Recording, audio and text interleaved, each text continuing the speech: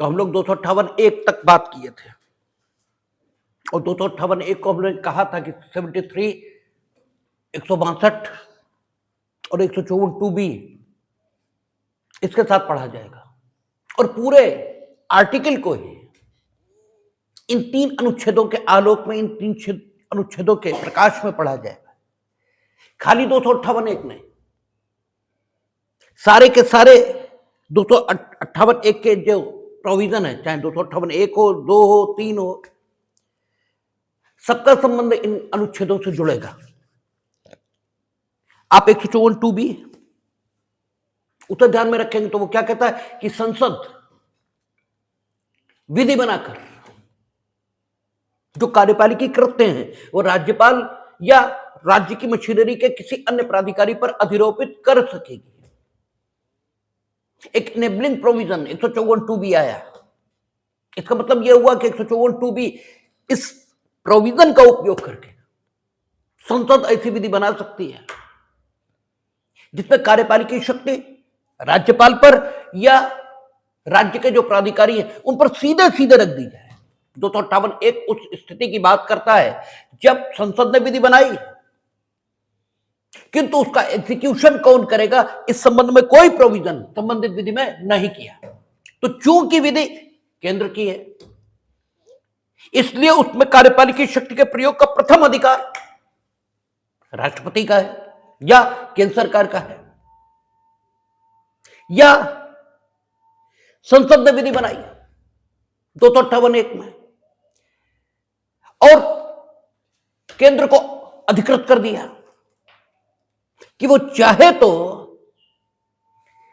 इस दायित्व को राज्यों को ट्रांसफर कर दे। तो यह भी हो सकता है उन दोनों दशाओं में 258(1) यही ठीक है उपयोग में लाया जाएगा। दोनों दशाओं में संसद ने कुछ नहीं कहा कार्यपालिकी शक्ति के उपयोग के संबंध में, यह केंद्र को सीधे सीधे अधिकृत किया कि आप जिम्मेदार होंगे इस विधि के प्रशासन के लिए। कुछ नहीं कहा तो भी चूंकि विधि केंद्र की है तो प्रथम कर्तव्य उन्हीं पर है, वही उसे एग्जीक्यूट करे। और सीधे सीधे कह दिया कि केंद्र ही एग्जीक्यूट करेगा तो भी केंद्र ही करेगा। लेकिन केंद्र के पास मशीनरी कम है, समस्या यहां थी। और संसद ने जो अधिकृत केंद्र को किया उसका विस्तार कितना होगा यह भी समस्या थी। मानिए संबंधित विधि में यह भी कहा गया कि विधि के प्रशासन के लिए अगर किसी प्रत्यायोजित विधायन को करने की जरूरत पड़े तो वो भी केंद्र कर सकेगा। यह किसी का नाम कार्यपालिकी प्रशासन उस विधि का करने के लिए नहीं लिखा, न केंद्र को दिया न राज्य को दिया, सिर्फ विधि बना दी है। और उसमें डेलीगेटेड लेजिस्लेशन इससे संबंधित प्रावधान ये भी है। दोनों बातें। तो जो भी इस विधि का प्रशासन करेगा उसे प्रत्यायोजित विधान की शक्ति होगी, ये कहा जा सकता है। और चूंकि विधि केंद्र की है इसलिए प्रथमतः उस पर कार्यपालिकी प्रशासन करने का हक केंद्र का होगा। अर्थात अगर उसमें प्रत्यायोजित विधान से संबंधित कोई शक्ति दी गई है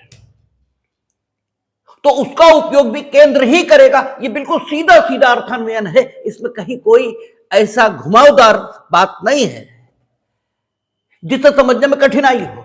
लेकिन दिक्कत यह है कि केंद्र के पास मशीनरी कम है।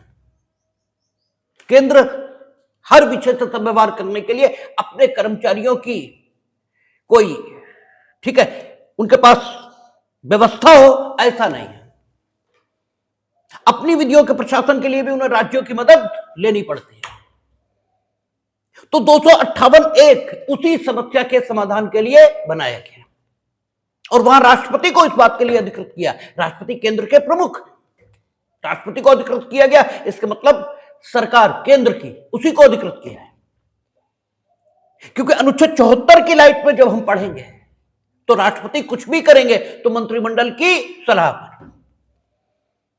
राष्ट्रपति कुछ भी स्वयं करने को स्वतंत्र नहीं है सिवाय उन दशाओं के जबकि संविधान स्वयं उनसे अपेक्षा करता है कि वो उस सिचुएशन में स्वयं अपनी बुद्धि से काम करें, अपने विवेक से काम करें। और इसीलिए हम लोगों ने देखा था कि 53 अनुच्छेद क्या कहता था कि केंद्र की समस्त कार्यपालिकी शक्ति राष्ट्रपति में निहित होगी और वे इस शक्ति का उपयोग स्वयं या अपने अधीनस्थ प्राधिकारियों के माध्यम से करेंगे। यानी दोनों तरीके वो इस्तेमाल में ला सकते हैं अपने में निहित कार्यपालिकी शक्ति के उपयोग के लिए। और चूंकि राष्ट्रपति एक बहुत उच्च पदस्थ ठीक है प्राधिकारी हैं, इसलिए उन्हें यह बताना उनकी गरिमा के विरुद्ध है कि कौन से काम वो स्वयं करें और कौन से काम अपने अधीनस्थ प्राधिकारियों के माध्यम से करें। यह उम्मीद की जाती है कि वे स्वयं यह समझ लेंगे कि कौन सी शक्ति का उपयोग उन्हें स्वयं करना चाहिए और कौन सी शक्ति का उपयोग उन्हें अधीनस्थ प्राधिकारियों के माध्यम से करना चाहिए। इसलिए संविधान में इस संबंध में कोई मार्गदर्शक सिद्धांत नहीं दिया गया है कि राष्ट्रपति स्वयं में निहित कार्यपालिकी शक्ति का उपयोग कब अपने आप करें और कब अपने अधीनस्थ प्राधिकारियों के माध्यम से करें। आपके पिताजी भी हैं, घर का कामकाज घर के लोगों की इच्छा के विरोध में नहीं चलाते। सामान्य नियम यही है कि घर की इच्छा का सम्मान करते हुए ही वो घर का कामकाज चलाते हैं। लेकिन फिर भी कुछ फील्ड्स ऐसी हैं जहां वो स्वयं ही निर्णय लेंगे। सामान्य तौर पर घर के सदस्यों की इच्छाओं का सम्मान किया जाता है, लेकिन हर क्षेत्र में घर के सदस्यों की इच्छा का सम्मान किया जाए ऐसा नहीं होता। और हमने बार बार कहा, हर बार कहा कि जो तत्व में है वही ब्रह्मांड में है। जो परिवार को चलाने के नियम हैं वही ठीक है राष्ट्र को चलाने के नियम है। तो यही स्थिति राष्ट्रपति के संबंध में। और आपके परिवार में भी ऐसा कोई लिखित संविधान नहीं मौजूद है जो पिताजी को यह बताए कि किन क्षेत्रों में उन्हें परिवार के सदस्यों की भावनाओं का सम्मान करना चाहिए और किन क्षेत्रों में स्वयं निर्णय लेना चाहिए। ऐसा माना जाता है कि वे इतने अनुभवी हैं कि स्वयं ये निर्णय कर सकेंगे कि किन क्षेत्रों में उन्हें परिवार के सदस्यों की भावनाएं जान लेनी चाहिए निर्णय लेने से पूर्व, और किन क्षेत्रों में यह आवश्यक नहीं है कि परिवार के सदस्यों की भावनाएं जानी जाएं। इस संबंध में उन्हें निर्देशित करने की कोई आवश्यकता यह नहीं है। बिल्कुल ठीक यही प्रिंसिपल राष्ट्रपति के संबंध में है। इसलिए संविधान में आप अभिव्यक्त रूप से लिखा नहीं पाएंगे, लेकिन संविधान क्या कहता है इसे अधिकृत रूप से बताने का हक जिसे वो कौन है? उच्चतम न्यायालय। और यूएन राव, शमशेर सिंह, रामजवाया, इन सारे मुकदमों में हम लोगों ने देखा था कि सुप्रीम कोर्ट ने लगातार यह बात कही है कि जो प्रोविजन है वो जिस स्थिति को शासित करता है उस स्थिति की प्रकृति के मुताबिक यह देखा जाएगा कि राष्ट्रपति को यहां पर अपने विवेक से निर्णय लेना चाहिए था या राष्ट्रपति को मंत्रिमंडल की सलाह से काम करना चाहिए था। जैसे लोकसभा को भंग करने का मामला है, या उन दशाओं में जब माइनॉरिटी में आई हुई सरकार इस्तीफा देने से इनकार करे तो उसे बर्खास्त करने का मामला हो, यहां राष्ट्रपति से अपेक्षित है कि वे स्वयं के विवेक के मुताबिक फैसला लें, क्योंकि यहां वो सरकार जो इस्तीफा देने से इनकार कर रही है माइनॉरिटी में होते हुए उसकी सलाह की कोई जरूरत नहीं है। और यही लोकसभा भंग करने की दशा है। अगर सरकार बनने की कोई स्थिति है ही नहीं तो फिर लोकसभा को भंग करने के अलावा कोई विकल्प है ही नहीं। लेकिन लोकसभा में सरकार बनने की स्थिति है या नहीं है यह तय करना राष्ट्रपति का स्वयं का काम है। इसमें वो किसी मंत्रिमंडल की सलाह नहीं लेंगे। लेकिन आपात की उद्घोषणा करनी है किसी विधि के प्रशासन के संबंध में 258(1) के अंतर्गत नोटिफिकेशन जारी करना है, तो ये तो केंद्र की सरकार, उसकी जिम्मेदारी है, यानी ये कलेक्टिव रिस्पॉन्सिबिलिटी है। और कलेक्टिव रिस्पॉन्सिबिलिटी में भी मंत्रिमंडल की ज्यादा है, क्योंकि वो जनता के प्रति उत्तरदायी है और वही जनता का विश्वास चुनावों में जीतकर, ठीक है, सामने आया है। इसलिए लोकतंत्र की भावना के मुताबिक उस विधि का प्रशासन करने का हक या देश में आपात की उद्घोषणा आदि विषय है, उसी की सलाह से होने चाहिए, क्योंकि डेमोक्रेसी ये इसेंशियल पार्ट है कॉन्स्टिट्यूशन का। तो अधिकांश स्थितियां जो 53 अनुच्छेद भारत के संविधान का है, उसमें या के बाद लिखे हुए जो शब्द हैं उनसे शासित होती हैं। और या के बाद शब्द क्या लिखे कि वे स्वयं में निहित कार्यपालिकी शक्ति का उपयोग अपने अधीनस्थ प्राधिकारियों के माध्यम से करेंगे। बहुत कम स्थितियां हैं जिनमें या से पहले लिखे हुए शब्द कि वे स्वयं, ठीक है, स्वयं या, ठीक है, या से पहले जो स्वयं लिखा है, इस शब्द का उपयोग बहुत कम स्थितियों के लिए किया जाता है। लेकिन कितनी भी कम स्थितियों के लिए किया जाए, किया तो जाता है। इसलिए स्वयं शब्द का लोप यह नहीं किया जा सकता। हां, उसका उपयोग ये सीमित जरूर किया जा सकता है और वह किया भी गया है, और उसको स्वयं सुप्रीम कोर्ट ने उचित माना है। और इसीलिए यह माना गया है कि 74 में मंत्रिमंडल की सलाह जो कुछ है राष्ट्रपति को वही करना होगा। इसलिए इन जनरल, सामान्य तौर पर यह कहा जा सकता है कि देश का कार्यपालिकी प्रशासन यह मंत्रिमंडल की सलाह से ही चलेगा। तो 258(1) में अगर यह लिखा है कि राष्ट्रपति नोटिफिकेशन जारी करके, उस दशा में जबकि संसद ने विधि बनाई है, किंतु उसका कार्यपालिकी प्रशासन विधि का कौन करेगा इस संबंध में कुछ भी नहीं बताया, तो राष्ट्रपति नोटिफिकेशन जारी करके, चूंकि केंद्र के पास मशीनरी कम है, उसे राज्यों की मशीनरी से कराने का अधिकार और हक ये रखते हैं। लेकिन उस दशा में उन्हें राज्य की सहमति ये लेनी पड़ेगी। बस यही 258(1) और 2 का भेद है। उन्हें संबंधित राज्य की सहमति लेनी पड़ेगी उनकी मशीनरी का इस्तेमाल करने के लिए, और यह सहमति बाय वे ऑफ एग्रीमेंट यही होती है। और जब बाय वे ऑफ एग्रीमेंट होगी तो 258(3), यद्यपि 258(3) का संबंध 258(2) से भी है, लेकिन 258(3) 258(1) के पॉइंट ऑफ व्यू से ज्यादा महत्वपूर्ण है, क्योंकि जब आप विधि के कार्यपालिकी प्रशासन के लिए, जिसके लिए जिम्मेदार प्रथमता आप हैं, क्योंकि आपकी लेजिस्लेचर द्वारा बनाई गई विधि है,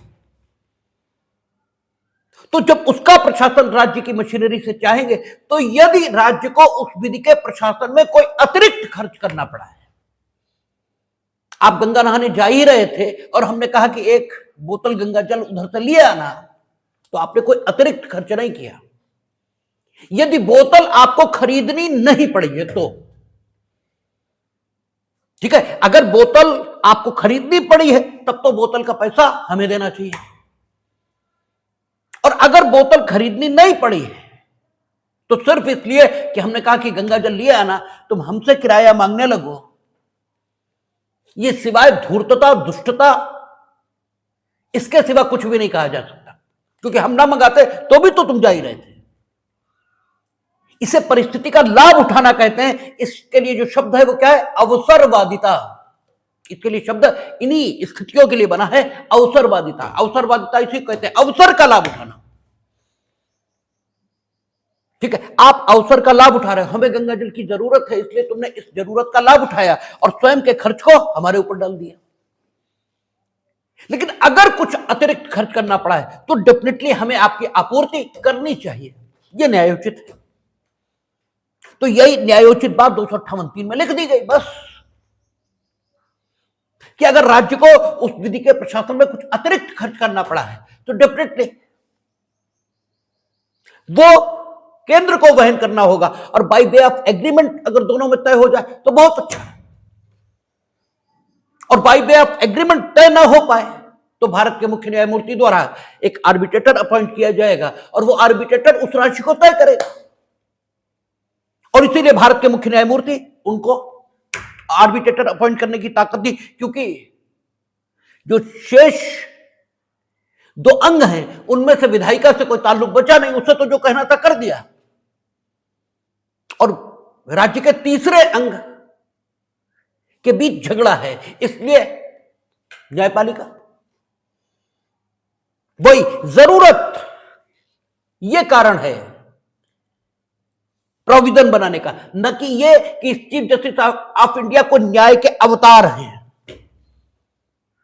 ये चीफ जस्टिस ऑफ इंडिया हो जाने से कोई निष्पक्षता उनमें प्रवेश कर गई है, ऐसा कुछ नहीं है। ये जो धारणाएं आपकी हैं ये बिल्कुल गलत है। आप जो ये धारणाएं बना लेते हैं कि कोई चीफ जस्टिस ऑफ इंडिया हो गया, जैसे अभी आप बता रहे थे ना कि वो बता रहे हैं एलएलएम हो जाएंगे तो विधि का ज्ञान अपने आप खोपड़ी में घुस जाएगा, ऐसा कुछ नहीं होगा। ऐसे जाने कितने डिग्रीधारी घूम रहे हैं, जाने कितने घूमेंगे, और ये सदा और सर्वदा से डिग्रीधारी घूम रहे हैं। ठीक है, धनुर्विद्या वो तो अर्जुन ने भी द्रोणाचार्य से सीखी थी और जयद्रथ ने भी सीखी थी। जयद्रथ डिग्रीधारी है और वो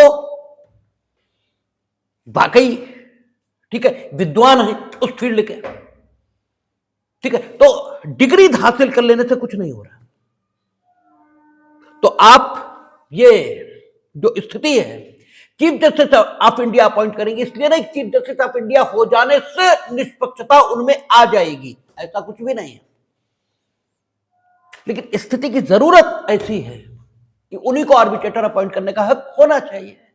अब सवाल यह है कि ठीक है विधि का कार्यपालिकी प्रशासन राष्ट्रपति करवा सकते हैं, लेकिन इस ताकत का राष्ट्रपति के विस्तार कितना हो। अगर विधि में डेलीगेटेड लेजिस्लेशन करने की ताकत उस विधि के प्रशासन के लिए संबंधित प्राधिकारी को दी गई है, तो क्या राष्ट्रपति जब इस विधि का कार्यपालिकी प्रशासन राज्य के माध्यम से कराएंगे तो डेलीगेटेड लेजिस्लेशन करने की ताकत भी राज्य को अंतरित कर सकते हैं या नहीं कर सकते, यह सवाल उठता है। कहीं ऐसा तो नहीं कि वो इस ताकत को भी अंतरित कर सकते हैं, और कहीं ऐसा तो नहीं कि अगर डेलीगेटेड लेजिस्लेशन की स्थिति आए तो वही करेंगे और उसके मुताबिक चूंकि कार्यपालिकी प्रशासन राज्य को अंतरित हो गया तो मूल विधि और प्रत्यायोजित विधान इनके द्वारा बताई गई स्थिति के मुताबिक राज्य उस विधि का कार्यपालिकी प्रशासन करेगा। स्थिति इन दोनों में से कौन सी है, यह एक सवाल उठता है। तो आपसे कहा गया था कि यह प्रश्न अभी तक खुला है, इस पर सुप्रीम कोर्ट की कोई अथॉरिटी मौजूद नहीं है। यह नहीं बताया जा सकता कि उस दशा में कार्यपालिकी प्रशासन करने वाले को जो इन एक्चुअल कार्यपालिकी प्रशासन के लिए जिम्मेदार है यानी राज्य, उसको प्रत्यायोजित विधान करने की शक्ति भी प्रत्यायोजित की जा सकती है या नहीं की जा सकती, यह नहीं बताया जा सकता। आज की डेट पर अधिकृत रूप से कुछ भी नहीं कहा जा सकता। अब बात 258 सबसेक्शन 2 की है।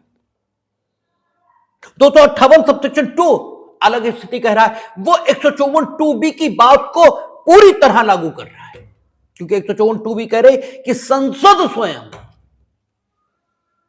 ऐसी विधि बना सकती है जो क्या करे, सीधे सीधे राज्यपाल या राज्य के किसी प्राधिकारी पर उस विधि के कार्यपालिकी प्रशासन का उत्तरदायित्व रख दे। संसद स्वयं ऐसी विधि बना सकेगी। भले ही संसद जिस विषय पर विधि बना रही उस पर राज्य को विधान का हक है या नहीं है, क्योंकि संसद अगर संवर्ती सूची पर विधान कर रही तो राज्य को भी उस पर विधान का हक है, अदरवाइज राज्य को उस पर विधान का हक नहीं है। लेकिन संसद को चूंकि विधान का हक है तो संसद ऐसी विधि बना सकेगी। एक चीज और रह गई जिसे कह देना जरूरी है कि अगर केंद्र सरकार ने कोई कार्यपालिकी योजना तैयार की है और उसका क्रियान्वयन उन्हें करना है, विधि नहीं है, कार्यपालिकी योजना है, उनका एग्जीक्यूटिव प्रोग्राम है, और वो किसी नागरिक के विधिक अधिकारों से भी असंगत नहीं है, तो भी 258(1) में ये निर्देश देकर संबंधित राज्य से उसकी सहमति से अतिरिक्त खर्च यदि हुआ है तो उसकी आपूर्ति करके अपने कार्यपालिकीय कार्यक्रम को, जो किसी कानून से बैक्ड नहीं है, जिसके पीछे कोई कानून नहीं है, सिर्फ कार्यपालिकीय शक्ति में वैसा किया गया है, उसको भी लागू करा सकते हैं। ये तो 258(1) की बात हुई। 258(2) कहता है संसद विधि बनाकर, कानून बनाकर क्या कर सकेगी? शक्तियां सीधे राज्य या राज्य के प्राधिकारियों को दे सकेगी। अब यह नहीं लिखा है कि अगर संसद ने सीधे राज्य या राज्य के प्राधिकारियों को शक्तियां दी तो केंद्र को नहीं दे सकती। यह नहीं लिखा है। संसद ऐसी विधि भी बना सकती है कि इसके कार्यपालिकी प्रशासन का उत्तरदायित्व तो केंद्र पर भी होगा, राज्य पर भी होगा। संसद ऐसी विधि भी बना सकती है कि इसके अमुक पार्ट का जो क्रियान्वयन है केंद्र करेगा और अमुक पार्ट का क्रियान्वयन राज्य करेगा। संसद ऐसी विधि भी बना सकती है कि वो ये कहे कि प्रथमतः केंद्र का काम होगा कि इस कार्यपालिकी प्रशासन इस विधि का करे, और वो यदि आवश्यक समझे तो राज्य से भी करवा सकता है। ठीक है, संसद विधि बनाकर सीधे सीधे ये जिम्मेदारी केंद्र या राज्य जिस पर रखना चाहे उस पर रख सकती है। और अगर संसद सीधे राज्य पर जिम्मेदारी रख रही है, यह संसद विधि के माध्यम से सशक्त कर रही है केंद्र को, वहां केंद्र को ही सशक्त किया था, राज्य का जिक्र ही नहीं था। यह कौन करेगा इस पर कोई बात ही नहीं हुई थी, तब 258(1) था। 258(2) में वो केंद्र का जिक्र कर रहे हैं और साथ ही साथ ये भी कह रहे हैं कि अगर चाहे तो राज्य को दे दें। यानी बात अलग हो रही है, यहां राज्य का भी जिक्र हो रहा है, या संसद सीधे सीधे राज्य पर जिम्मेदारी रख दे कि आप ही करेंगे। और ऐसा कर सकते हैं, 154(2) भी मौजूद है, ऐसा किया जा सकता है। तो अगर संसद ने यह टेक्निक अपना ली है तो राज्य की सहमति की कोई जरूरत नहीं और होनी भी नहीं चाहिए। क्यों? क्योंकि 154(2) भी तो ऑलरेडी परमिट कर रहा है। 154(2) भी तो संसद को ऑलरेडी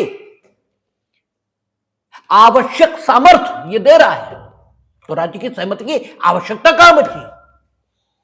154(2) भी इनेबलिंग प्रोविजन के रूप में ऑलरेडी मौजूद है और वो कहता है कि संसद अधिकृत होगी अपनी विधि के माध्यम से राज्य के प्राधिकारियों पर सीधे सीधे कार्यपालिकी कर्तव्य अधिरोपित करने के लिए।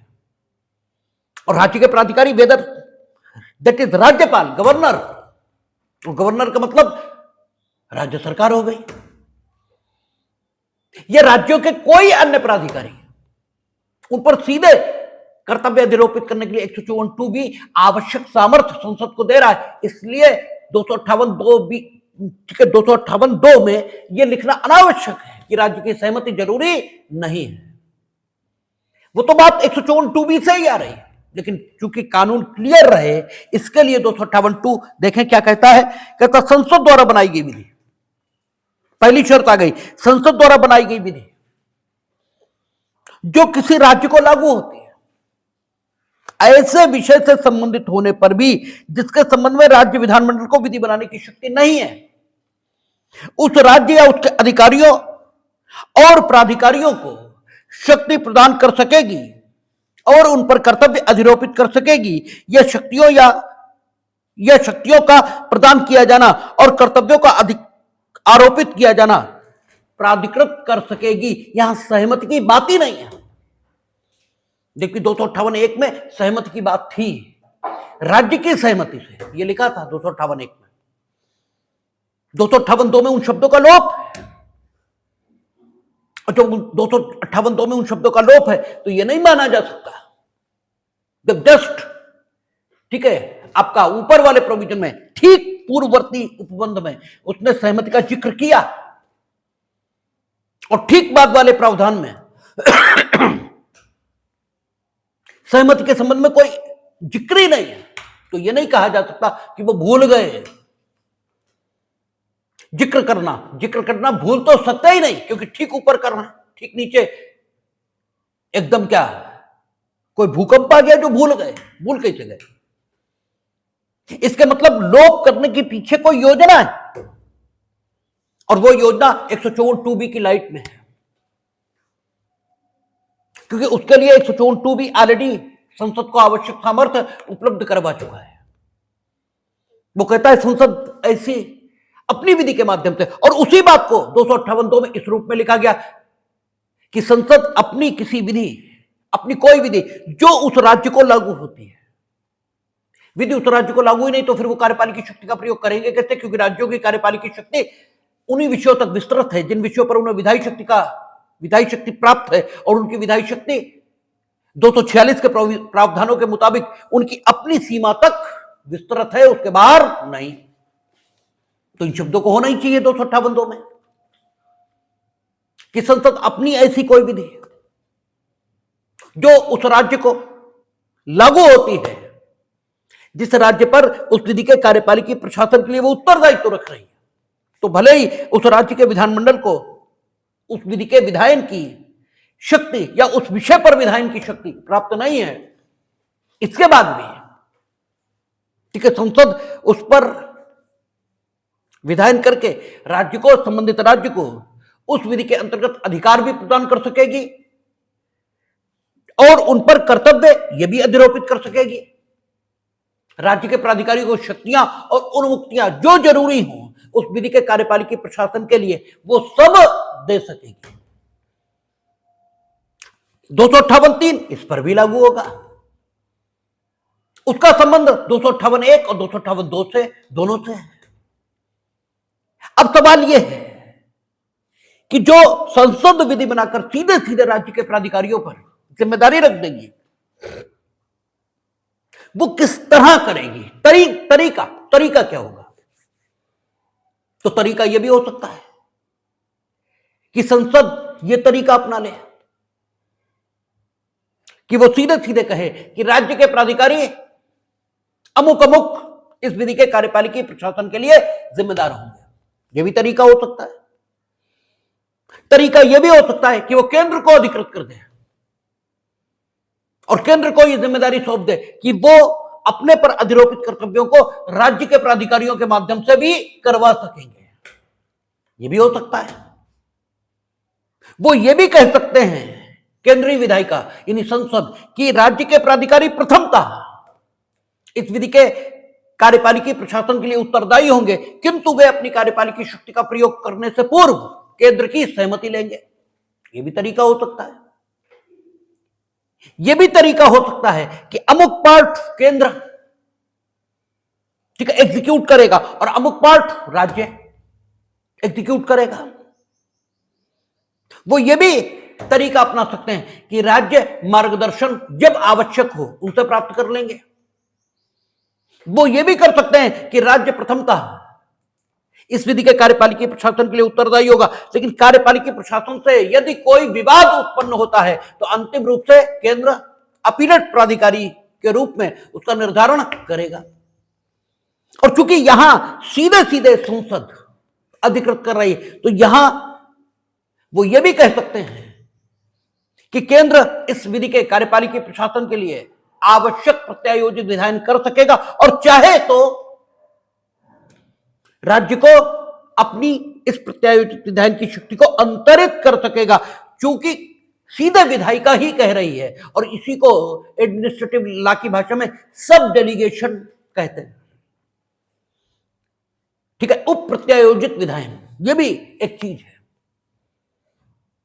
ठीक है, क्योंकि कानून बनाकर स्वयं विधायिका संबंधित यह अधिकृत कर रही, इसलिए यहां हो सकता है 258(1) में एक प्रश्न खुला है, क्योंकि वहां संसद ने राज्य पर कोई दायित्व तो रखा ही नहीं। वहां तो स्थिति यह या तो संसद ने बताया ही नहीं कि कौन उत्तरदायी होगा, और अगर बताया तो सीधे केंद्र को कह दिया कि तुम उत्तरदायी होगे। अब चूंकि वहां मशीनरी की समस्या है, इसलिए 258(1) है। और यहां सीधे संसद राज्य को अधिकार दे रही है। तो यहां स्थिति बदली हुई है, इसलिए बदली स्थिति के मुताबिक बात होगी। यहां प्रत्यायोजित विधान की शक्ति भी संसद स्वयं दे सकती है अपनी विधि के माध्यम से, सीधे राज्य को दे दे तो भी बात ठीक है, और केंद्र को दे दे कि वो चाहे तो राज्य को दे दे, ये भी हो सकता है। दोनों बातें हो सकती हैं, क्योंकि 258(1) और 258(2) में फर्क है, और फर्क सहमति का भी है। वहां सहमति जरूरी, यहां सहमति की कोई जरूरत नहीं है। क्यों नहीं है? क्योंकि 154(2) भी है। मैं क्या आवश्यकता हमें, ठीक है, सहमति की? 154(2) के मुताबिक संसद अधिकृत है, और जब अधिकृत है तो अधिकृत है, बात खत्म।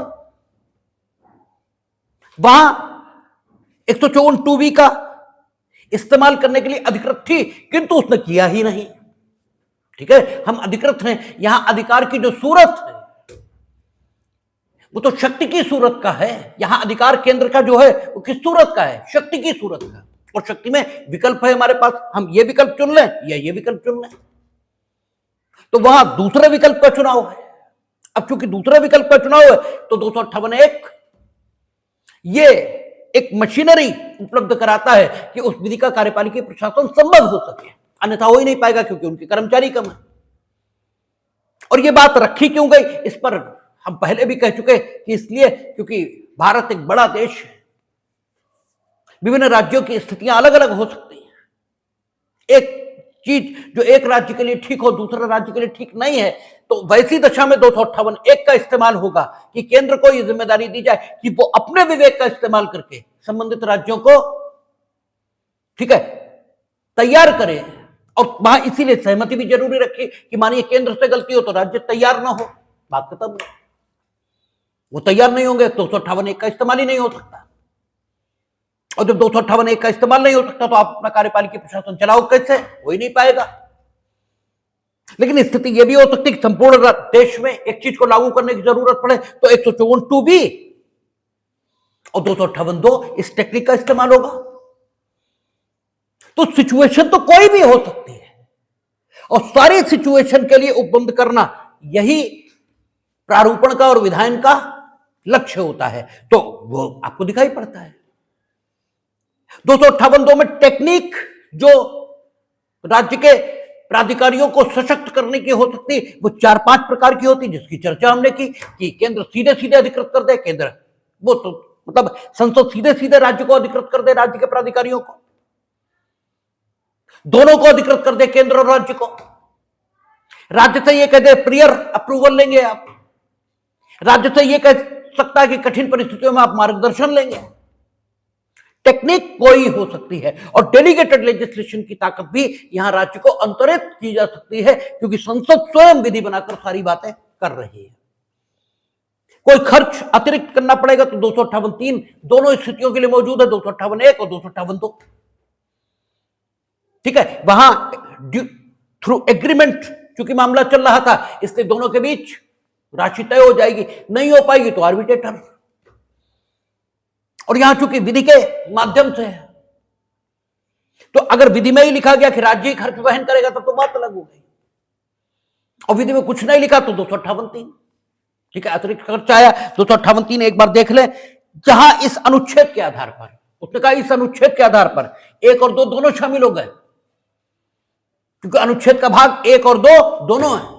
ठीक है, जहां इस अनुच्छेद के आधार पर किसी राज्य अथवा उसके अधिकारियों या प्राधिकारियों को शक्तियां प्रदान की गई या उन पर कर्तव्य अधिरोपित किए गए, वहां उन शक्तियों और कर्तव्यों के प्रयोग के संबंध में राज्य द्वारा प्रशासन में किए गए अतिरिक्त खर्चों के संबंध में, अतिरिक्त जो आप करने ही वाले थे वो नहीं मिलेगा, अतिरिक्त खर्चों के संबंध में भारत सरकार द्वारा उस राज्य को ऐसी राशि का जो करार पाई जाए, या करार के अभाव में ऐसी राशि का जिसे भारत के मुख्य न्यायमूर्ति द्वारा नियुक्त मध्यस्थ अवधारित करे, समुदाय किया जाएगा। इसका मतलब यह निकला या तो करार से ही तय कर लीजिए, और अगर संसद ने विधि बनाकर कुछ कहा है तो भी ठीक है, वो राशि के संबंध में कुछ तय नहीं करेंगे। अगर अतिरिक्त राशि वो फिर उनके ही द्वारा तय की जाएगी। इसका अर्थ ये निकला, पिछली वाली बात को थोड़ा सा अमेंड कर लेंगे। संसद विधि बनाएगी तो खर्चों के संबंध में कोई उपबंध नहीं करेगी। खर्चों के संबंध में अगर कोई अतिरिक्त खर्च होता है तो राज्य और केंद्र मिलकर तय करेंगे बाय वे ऑफ एग्रीमेंट। और अगर बाय वे ऑफ एग्रीमेंट वो किसी निष्कर्ष पर नहीं पहुंचते तो भारत के मुख्य न्यायमूर्ति द्वारा नियुक्त मध्यस्थ ही उस राशि का उदाहरण करेगा जो राज्य को केंद्र से प्राप्त होनी चाहिए। इस संबंध में आप देखेंगे तो बहुत बार ऐसे एक्ट बनाए गए हैं जिनमें इन टेक्निक्स का इस्तेमाल किया गया हो। अन्य एक्ट तो हैं ही, लेकिन सबसे शानदार उदाहरण आवश्यक वस्तु अधिनियम है। यह केंद्र के द्वारा संवर्ती सूची की प्रविष्टि संख्या 33 इसके आधार पर बनाया गया है। जो प्रविष्टि संख्या 33 है आवश्यक वस्तु अधिनियम की, वो संवर्ती सूची के, उसके आधार पर आवश्यक वस्तु अधिनियम संसद द्वारा इनेक्ट किया गया है। और उसमें लगभग ये सारी टेक्निक, ठीक है, अपनाई गई है। सारी टेक्निक लगभग अपनाई गई। उसमें यह भी कहा है कि केंद्र राज्यों को शक्तियां प्रत्यायोजित कर सकेगा। उसमें यह भी कहा है कि अमुक प्रावधान इनको राज्य के प्राधिकारी लागू करेंगे, सीधे सीधे कह दिया, और अमुक प्रावधान केंद्र के प्राधिकारी लागू करेंगे। उसमें यह भी कहा है कि राज्य के प्राधिकारी अमुक कामों को करने में केंद्र की पूर्व सहमति ले लेंगे। उसमें यह भी कहा कि मार्गदर्शन प्राप्त करेंगे। तो ये जो जितने तरीके हैं, ठीक है, शक्तियों के या कर्तव्यों को या अधिकारों को राज्य और उनके प्राधिकारियों पर रखने के लगभग सारे इस्तेमाल हुए, लगभग। इसलिए आवश्यक वस्तु अधिनियम 258(2) का एक शानदार उदाहरण है। इससे पहले आपका एक स्टेट राज्यों के पुनर्गठन के लिए 1956 में अधिनियम पारित हुआ था। और वो किसने पारित किया था? संसद ने। उसमें भी यह प्रावधान रखा गया था कि केंद्र राज्यों को, ठीक है, इस विधि के सम्यक प्रशासन के लिए केंद्र राज्यों को निर्देश दे सकेगा। केंद्र मीनिंग देन बाय केंद्र सरकार, क्योंकि निर्देश देना कार्यपालिकी कृत्य है। हमने कहा था कि कार्यपालिकी शक्ति का मतलब क्या होता है? जिस काम को करने का हक आपको दिया गया उस काम को एक्चुअल करना। एक्चुअली टीचर पढ़ा सकेगा, ये कौन तय करेगा?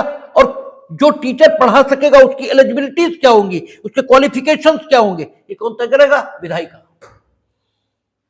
लेकिन जब टीचर एक्चुअली पढ़ाएगा तब वो कार्यपालिकी शक्ति का प्रयोग कर रहा होगा, ठीक है ना? तो कार्यपालिकी शक्ति का प्रयोग meaning thereby in actual उस चीज का प्रयोग। तो state reorganisation act which has been passed by the state central legislature in 1956, उनमें उस एक्ट में कहा था कि केंद्र यानी केंद्र की कार्यपालिकी शक्ति का उपयोग करने के लिए अधिकृत संस्थान जो कि सरकार कहलाता है वो राज्यों को निर्देश दे सकेगा। अब आप जानते हैं स्टेट ऑफ बॉम्बे महाराष्ट्र बन गया और उसमें से गुजरात अलग निकाल लिया गया, ठीक है, गुजरात अलग बन गया। स्टेट ऑफ मैसूर कर्नाटक इस रूप में सामने आया। बहुत सारे नए राज्य सामने आए जो स्वतंत्रता प्राप्ति के तत्काल पश्चात नहीं थी, ठीक है, क्योंकि 1956 में राज्य पुनर्गठन करने के लिए कानून बना था। अब जो राज्य का पुनर्गठन होने से पहले स्टेट ऑफ बॉम्बे का कर्मचारी था वो कालांतर में गुजरात का हो गया क्योंकि वो उसमें से बन गया। अब गुजरात सरकार उसे भी अपने कर्मचारियों की सेवा शर्तों के विनियमन का हक मिल गया और सेवा शर्तें किसी भी ढंग से विनियमित की जा सकती हैं। तो गुजरात अगर सेवा शर्तों को इस प्रकार विनियमित करे कि क्या हो कि जिस समय उन्होंने नौकरी ज्वाइन की थी उससे प्रतिकूल स्थितियां ये निर्मित हो जाएं, तो कर्मचारियों के लिए एक हानिप्रद स्थिति है। इसलिए उस विधि में यह प्रावधान रखा गया कि केंद्र इस प्रकार के निर्देश जो उसे आवश्यक लगे वो दे सकेगा, और केंद्र ने इसमें निर्देश जारी किया, क्योंकि 258 में विधि के माध्यम से उन्हें हक मिला था। इसलिए केंद्र ने निर्देश जारी किया कि जो नया राज्य बन रहा है उसमें जो कर्मचारी होंगे उनकी सेवा शर्तों में इस प्रकार से परिवर्तन नहीं किया जा सकेगा जो उनके लिए नुकसानदेह ये हो जाए, और अगर ऐसा कोई परिवर्तन किया जाता है तो वो इनवैलिड होगा। ठीक है, तो इस टेक्निक का इस्तेमाल होता रहा है। इस टेक्निक का इस्तेमाल जनसंख्या, जनगणना, इसके लिए भी होता है। जनगणना कौन करा सकता है? हम लोगों ने पढ़ा था, संघ सूची का विषय। जनगणना कराने का निर्णय कोई राज्य नहीं ले सकता, लेकिन जब एक्चुअली जनगणना होती है तो कौन करता है? आपके यहां प्राइमरी स्कूल के टीचर आते हैं जनगणना करने। प्राइमरी स्कूल के टीचर किसके कर्मचारी हैं? बेसिक शिक्षा परिषद के। बेसिक शिक्षा परिषद किसने बनाई है? राज्य ने, अपने अधिनियम से। उसके कॉन्स्टिट्यूशन में परिवर्तन कौन कर सकता है? राज्य का विधानमंडल। ठीक है, आपके पास कलेक्ट्रेट के कर्मचारी आते हैं, केंद्र का कोई कर्मचारी नहीं आता जनगणना करने। ठीक है, और जनगणना विषय किसका है? संघ सूची का। संवर्ती सूची का भी नहीं है कि चाहे तो वो भी करा ले चाहे तो वो भी करा ले, नहीं, संघ सूची का है, वही कराएंगे, इसके अलावा कोई नहीं करा सकता। लेकिन जनगणना कराने का जब वो निर्णय लेते हैं, ठीक है, तब क्या होगा? राज्य की मशीनरी का उपयोग होगा। अब ये बेवकूफीपूर्ण होगा, ये मूर्खतापूर्ण होगा कि जनगणना कराने के लिए एक डिपार्टमेंट की स्थापना कर दी जाए, क्योंकि जनगणना कॉन्स्टिट्यूशनली या वैसे भी 10 साल से पहले नहीं कराई जाती, और एक बार होती हो फिर 10 साल होनी नहीं, तो उन कर्मचारियों को क्या करेंगे हम? ठीक है, क्या जब जनगणना कराएंगे वो तो महीने भर में पूरी हो जाए तभी तनख्वाह देंगे, बाकी नहीं देंगे? फंड बीमा, ग्रेच्युटी पेंशन, ये कहां से आएगा? तो अननेसेसरी, क्योंकि ये मूर्खतापूर्ण बात होती, बोले नौकरियां खत्म करना है। अरे जिस चीज की जरूरत नहीं होगी वो खत्म ही होगी। नौकरी उपलब्ध कराना ये काम नहीं है, नौकरी रोजगार उपलब्ध कराना ये काम है। लेकिन रोजगार नौकरी ही नहीं है, नौकरी रोजगार का एक प्रकार है। रोजगार के अवसर ये उपलब्ध कराना सरकार की जिम्मेदारी है, नौकरी उपलब्ध कराना नहीं है। और आप नौकरी उपलब्ध कराना ये सरकार की जिम्मेदारी बनाए बैठे। हमने कहा ना, आप अपनी बुद्धि के मुताबिक शब्दों की परिभाषा ये कर लेते हैं, ये शब्दों के अर्थ आप अपनी बुद्धि के मुताबिक समझते हैं। यही तो कल हम कह रहे थे कि शब्द आता है मौलिक। मौलिक का अर्थ क्या है? जो मूल से आए, जो मूल से आए वो मौलिक। और मूल से जो कुछ आएगा वो विचार होगा, और वो विचार की उत्पत्ति होगा किसका? ज्ञानेंद्रियों से, जो आपने देखा और जाना। जो कुछ दिख रहा है, आंख देख रही है, और उस आंख के देखने के कारण एक दृश्य बन रहा है, उस दृश्य की सूचना आपके दिमाग में जा रही है, और वो दिमाग दृश्य के संबंध में एक विचार उत्पन्न कर रहा है, और वो विचार आपके दिमाग में ही है। उस विचार को जब तक आप अभिव्यक्ति नहीं देंगे तब तक वो अनुभूति रहेगा, और वो आपकी अपनी है। ठीक है, अनुभूति आपकी खुद की है, और अगर सत्य अनुभूति हो रही है तो आपको भी वैसी होगी, हमें भी वैसी ही होगी। अनुभूति में अंतर नहीं हो सकते। ठीक है ना? जो मीठा है आपको भी मीठा लगेगा, हमें भी मीठा लगेगा। मीठा अच्छा लगेगा, खराब लगेगा, ये अपनी अपनी रुचि पर निर्भर है, लेकिन लगेगा मीठा। ठीक है, ये अनुभूति है, और अनुभूति हमेशा मौलिक तो होती है लेकिन समान होती है। ठीक है, अनुभूति मौलिक होती है, मीठा तो सभी को लगेगा, समान होगी अनुभूति, लेकिन मौलिक होगी, सबकी अपनी होगी। अनुभूति सबकी अपनी होगी, मौलिक होगी। अनुभूति हमेशा मौलिक है, लेकिन अनुभूति समान होगी। ठीक है, अगर सत्य अनुभूति हो रही है तो इसलिए ईश्वर का अनुभव जिन्होंने किया, अनुभूति उनकी सबकी समान है। सब एक ही जैसी अनुभूति ये कर रहे हैं। उनकी अनुभूतियां अलग नहीं है, लेकिन अभिव्यक्ति सबकी अलग होगी। ठीक है, क्योंकि अभिव्यक्ति किसमें होनी है? भाषा में। अभिव्यक्ति के लिए भाषा ये चाहिए, और अभिव्यक्ति संपूर्ण हो ये संभव नहीं, क्योंकि अनुभूति यहां हुई थी, मौन में हुई थी, आप बोल नहीं रहे थे, और अभिव्यक्ति भाषा में करनी है। अभिव्यक्ति के लिए और कोई माध्यम नहीं है।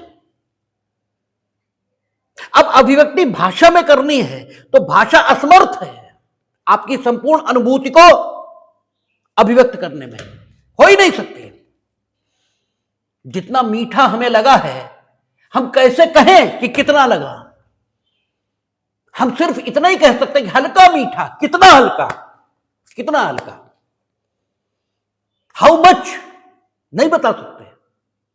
मीठा लगा, बहुत मीठा लगा, हल्का मीठा लगा, अच्छा लगा, कितना अच्छा लगा, खराब लगा, कितना खराब लगा, समर्थ नहीं है।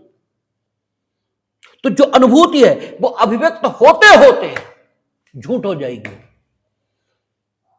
ठीक है, अनुभूति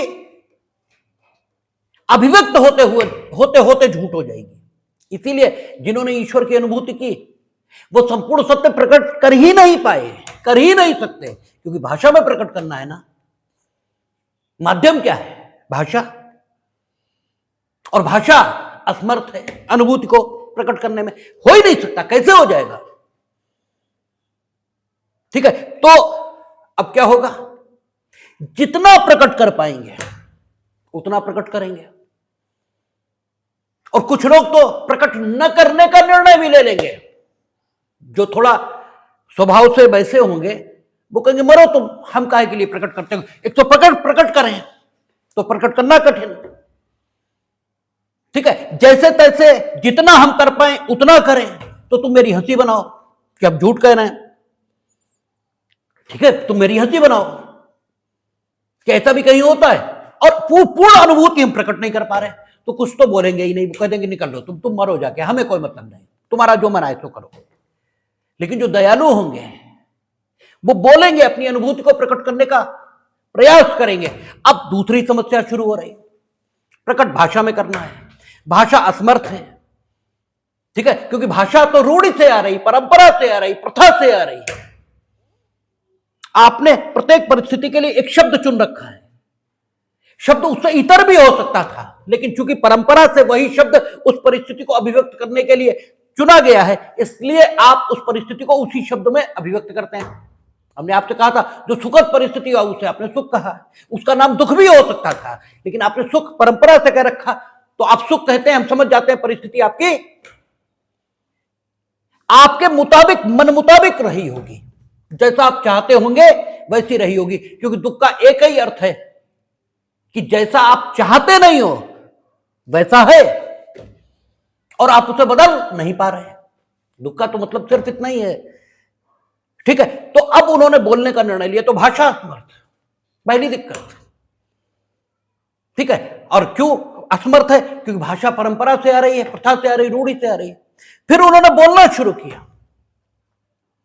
तो अब आप सामने आ गए। आप वो नहीं सुनोगे जो आपको बताया जाएगा, आप वो सुनोगे जो आप सुनना चाहते हो, अब वो सुनोगे। ठीक है, कृष्ण ने क्या क्यों किया इससे कोई मतलब नहीं। आप उस एपिसोड से क्या तर्क लेना चाहते हो वही लोगे। आपको कुछ भी बताया जाए, आपको वही समझ में आना है जो आप समझना चाहते हो, समझोगे ही नहीं हो। दूसरी बात, कैसे समझ लोगे? समझ ही नहीं सकते। वही कहते ना, हमने एक बार कहा था कि एक चुटकुला कहीं बताया जा रहा था कि एक शराबी बस में चढ़ा है। किसी ने कहा कि शराबी तो नरक को जाओगे, उसने कहा रोक दो बस, हम गलत बस में चढ़ गए। ठीक है, तो आप जो कुछ कहा गया उसे अपने ढंग से उसका अर्थ निकालोगे, तो कोई जरूरी नहीं कि वो जो कह रहे हैं वो आपकी समझ में है, और फिर आप किसी को बताओगे, तो फिर कितना जो मौलिक अनुभूति थी वो कितनी बची है, जरा इसी से अंदाज लगा लीजिए। यही कारण है कि कानून में अनुश्रुत साक्ष्य, इसका साक्ष्य देना मना है, ठीक है, नहीं दिया जाता, कोई मतलब नहीं है उसका, वो बिल्कुल गलत है, बिल्कुल हो ही नहीं सकता, ठीक है। तो जनगणना ये विषय किसका है? केंद्र का है, केंद्र ही करेगा, राज्य नहीं करा सकते। तो इतना बड़ा फौज फाटा रखने की क्या जरूरत, क्योंकि स्टेट नौकरी के लिए नहीं बना, स्टेट रोजगार के अवसर पैदा करने के लिए बना है, लेकिन आपने अपनी बुद्धि से रोजगार का मतलब नौकरी कर दिया,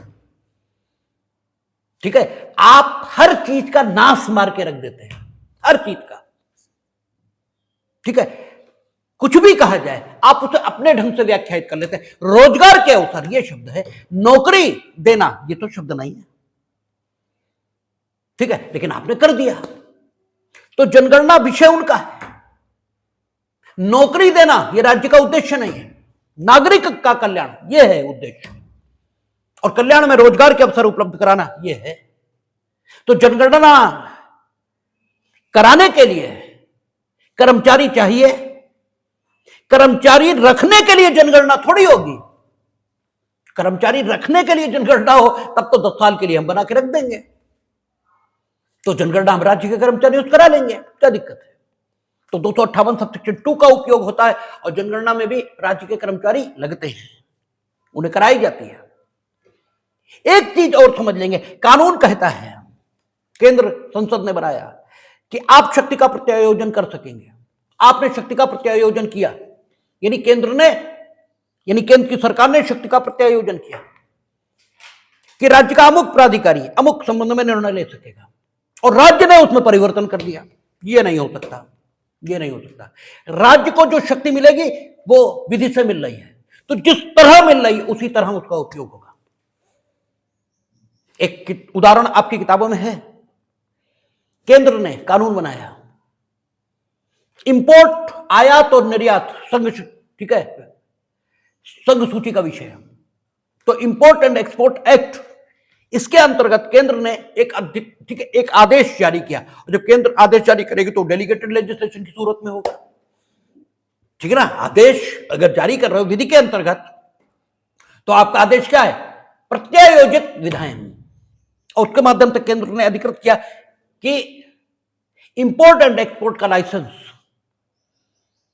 स्टील के क्षेत्र में तब मिलेगा जब राज्य के जो इंडस्ट्री के डायरेक्टर हैं, डायरेक्टर ऑफ इंडस्ट्रीज हैं, अगर किसी राज्य से कोई मांग रहा है स्टील के,